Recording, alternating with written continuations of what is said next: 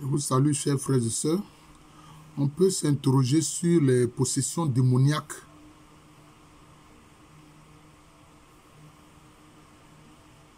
Quand on examine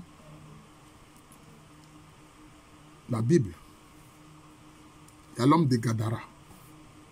Lui, il avait toute une légion de démons qui étaient en lui. D'ailleurs, il a dit au Seigneur, il dit, nous sommes une légion. C'était une légion de démons qui était en ce seul homme-là. Mais on a aussi le cas de cette Cananéenne dont la fille était possédée par un démon. C'est une fille. Elle est jeune. Peut-être même une enfant. Vous comprenez?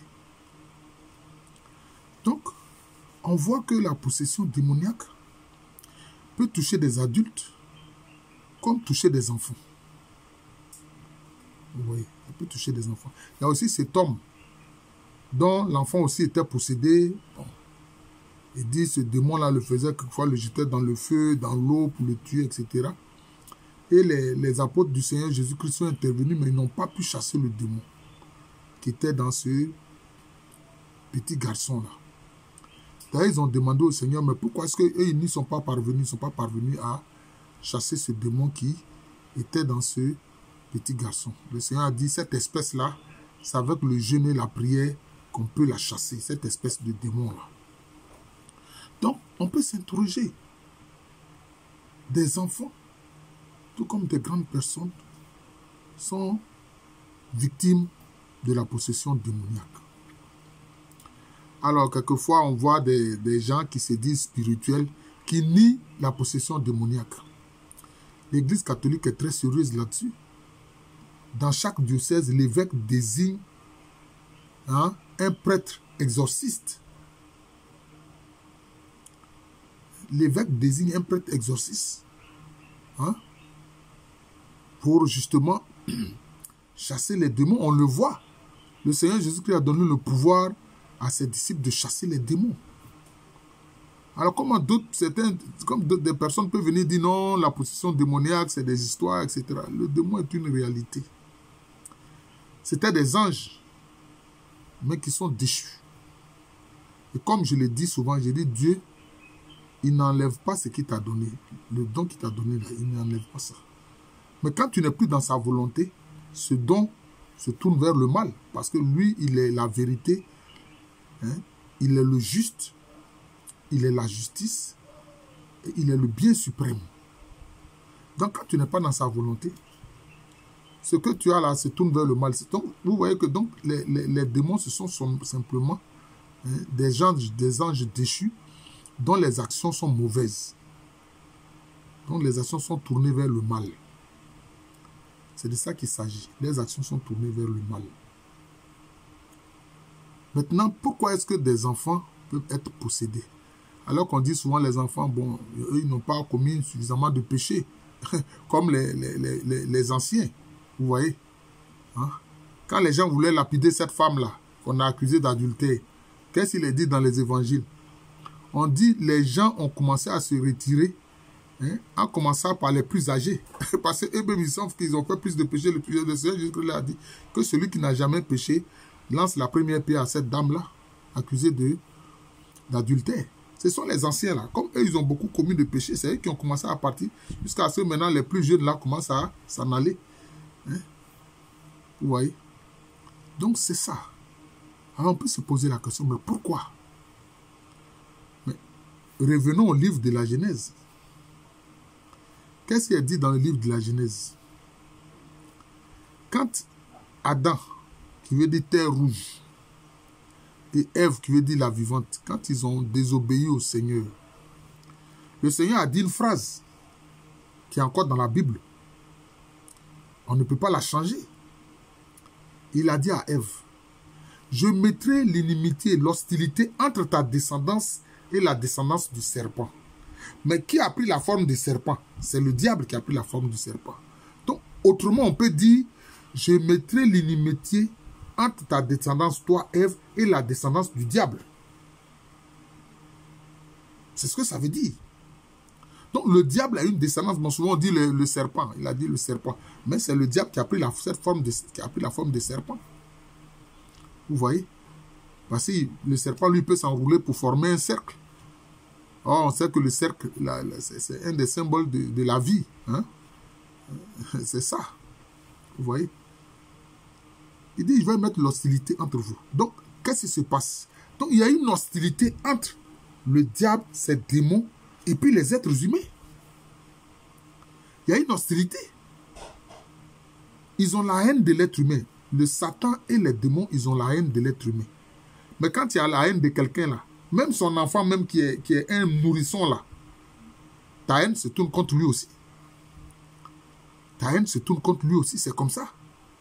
Il y a des gens, quand ils ont la haine de quelqu'un, mais s'ils trouvent en chemin l'enfant de cette personne-là, ou bien la femme de cette personne, ou bien un parent de cette personne, mais il s'en prend directement à la personne qu'il a rencontrée, qui ne lui a rien fait. Mais comme cette personne-là est parentée à celui qu'il considère être son ennemi, bon, il s'en prend à cette personne-là. Que ce soit un enfant, que ce soit une femme, etc., que ce soit un vieillard, non, il s'en prend à cette personne. Parce que simplement, cette personne est parentée à son ennemi. Donc, c'est ce qui se passe. Le diable voit les êtres humains comme ses ennemis. Parce que entre lui et la descendance d'Ève, c'est-à-dire la descendance de la femme, donc des humains, il y a une hostilité. Il y a une guerre qui est déclenchée. D'ailleurs, cette guerre qui est déclenchée, cette hostilité qui est déclenchée, on le voit aussi au moment du baptême. Qu'est-ce qu'on dit? On dit, nous rejetons Satan et ses œuvres. Nous rejetons Satan qui est l'auteur du mal. Nous le rejetons. Est-ce que vous comprenez? Si nous l'avons rejeté, mais il nous en veut. Il nous en veut. C'est pour ça que les forces du mal souvent sont déchaînées contre ceux qui sont les disciples de Jésus. Souvent les disciples de Jésus ne comprennent pas. Ils disent, mais le Seigneur nous a appris à aimer, à être charitable. C'est ce que nous faisons. Mais il y a des gens qui dans le monde nous en veulent et nous massacrent. Nous ne comprenons pas. Mais parce qu'ils ne sont pas pour l'amour. D'ailleurs, ils considèrent que l'amour c'est une faiblesse. Ils considèrent que l'amour c'est une faiblesse. Donc, les forces du mal, les démons, s'ils ont la possibilité de posséder un humain, que ce soit un nourrisson, que ce soit un bébé, que ce soit un petit garçon, peu importe. Parce qu'ils sont dans la dynamique de cette hostilité-là. Vous comprenez? C'est pour ça aussi que souvent j'ai eu à faire peut-être un enseignement là-dessus, sur l'importance du baptême des enfants. C'est pour ça que je vous le dis. Le baptême des enfants, c'est important parce que quand tu es baptisé, le Seigneur met comme un tampon, un sceau sur toi pour dire que tu lui appartiens. Pour dire que tu lui appartiens. Donc le diable peut t'attaquer, les démons peuvent t'attaquer, mais ils ne peuvent pas te posséder. Ils vont t'attaquer, mais ils ne peuvent pas te posséder parce qu'ils ne peuvent pas faire de toi leur propriété parce que tu es baptisé et le sceau du Seigneur est sur toi. Voilà. Le sceau là, c'est un tampon. Voilà. Le Seigneur dit, tu m'appartiens. Voilà. Tu es baptisé au nom du Père et du Fils et du Saint-Esprit, tu m'appartiens. Voilà. Parce que tu as décidé de donner ta vie à Jésus-Christ. Si tes parents le font pour toi, même si tu es un bébé, tu as été baptisé dans le nom, le sceau du Seigneur est sur toi. Voilà, c'est important. Donc, je voulais expliquer pourquoi est-ce que même des enfants sont l'objet de possession de la part des démons. Voilà, parce que les gens peuvent ne pas comprendre. Ils disent, mais comment se fait-il que bon, un petit enfant, bon, comment il peut être possédé? Un petit enfant qui est possédé.